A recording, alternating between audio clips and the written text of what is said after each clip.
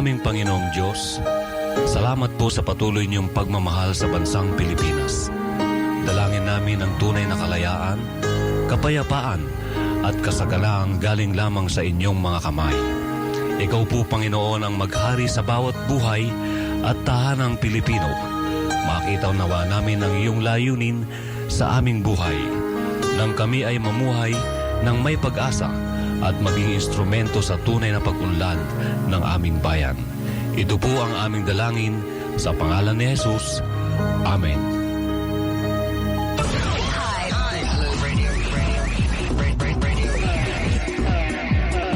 Listen carefully. You're listening to the number one hit music station.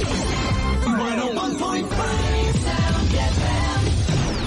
Vanguard Radio Network, now in its 65th year, is the founding member of the Kapisanan ng mga broadcaster ng Pilipinas.